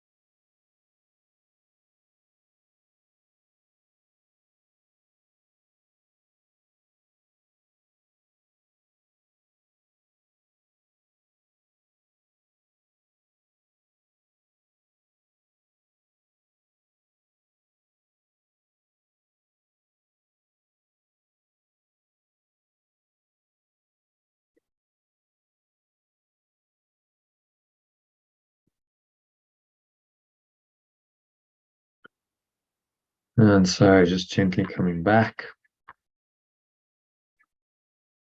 to an awareness of the body, the breath, senses, and the world.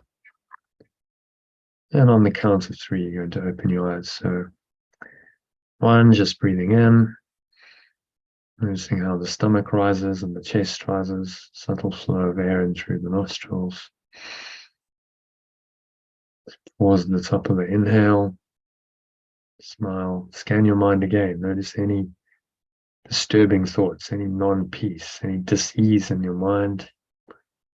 Whatever way, shape, or form that comes, could be just a bit of anxiety about the future, could be a frustration, some problem you're experiencing, could be a bit of resentment or grievance towards someone.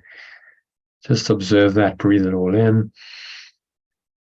Breathe in the essence of peace, which is pure formless awareness of perfect love.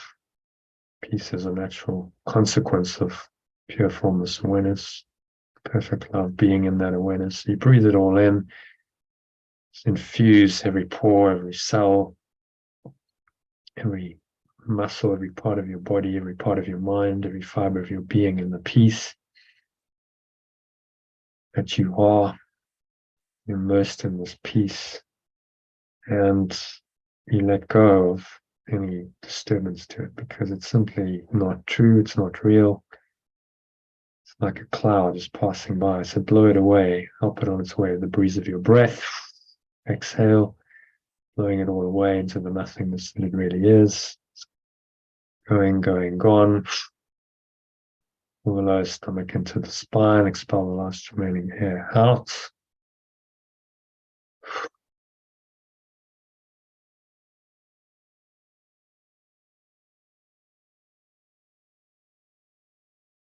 Just rest in this peace in the bottom of the exhale. A few moments, experience it. So on the count of 2, notice the weight of your body pressing down into the chair and your feet touching the ground. Notice what you're feeling, your hands and touching. Maybe there's a subtle taste in your mouth, smell in your nose. Notice that. Notice what you're hearing in the surrounding environment. Just noticing all these things from this very still, calm, and surrendered state of mind. She is very peaceful, deeply peaceful. So you anchor this peace in, and nothing that you perceive in your senses can disturb this peace. So either you touching and feeling, tasting, smelling, hearing, it's all impermanent. It's all part of the domain of illusion. It's impermanent, shifting, changing. So you just allow it to come and go. These things arise and they pass away in your perception. But you remain rooted in this true awareness, the deep peace that it brings.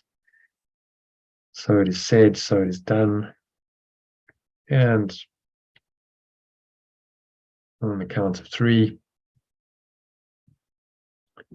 you open your eyes. Just take a minute to look around, so observing various objects in the room around you. Focus on any particular object that comes into your vision for a few seconds. Notice that this peace that you experience with your eyes closed is still there. It's the same peace that underlies your perception of that object. Move to another object, look at it for a few seconds, and notice that it's the same peace. Your awareness actually hasn't changed at all. You don't judge and name and label the object. Then you're just rooted in this deeper awareness, your true awareness, which automatically brings peace. So do that for now, half a dozen objects. Just look at each one for a few seconds, then move on to something else. And you confirm to yourself every time you do this that there is just this peace. Peace is your true awareness. Peace is your natural state. And nothing on the level of form, none of your sense perceptions, sights, sounds, hearing, touch, taste, smell, none of that can disturb this peace. If you are rooted in it, it can only disturb your peace if you allow it to disturb your peace. And so in this certainty, you rest in peace. Nothing can disturb this inner peace, this silence and this certainty. Yeshua says nowhere else can certainty be found, but in this silence within you, in this awareness. So just anchor yourself into that, set the intention to stay there for the rest of the afternoon and evening. To help you do that, practice today's lesson frequently, ideally every hour. Listen to the short breath break, 5 minutes recording that I sent you, or follow the instructions in the Telegram message or email to do it in under a minute, just to keep topping yourself up into this peace. Use it especially if you feel your peace is disturbed by anything, to restore your mind to this state of peace. And that's what I wish for you. Just a very peaceful and connected and flowing day for the rest of the day and on into the evening. So that brings us to the end of the meditation and the session. So thank you, everyone. Sally, Jackie, thanks for joining. And I will see you tomorrow at the same time, 12:30, or we could do a later session, evenings, late afternoon if you prefer, 5 o'clock. Either really, probably keep it to 12:30 so people know, maybe. Yeah, I think let's get into the habit because we're starting the course, so keep it 12:30. So that's what we're going to be doing. During the course starting on Sunday. So okay, well, good luck with your move. Thank you. Yeah, stay in flow. Yeah, you too. Okay, see you on the Thank- other side of it. Yeah. Bye for now.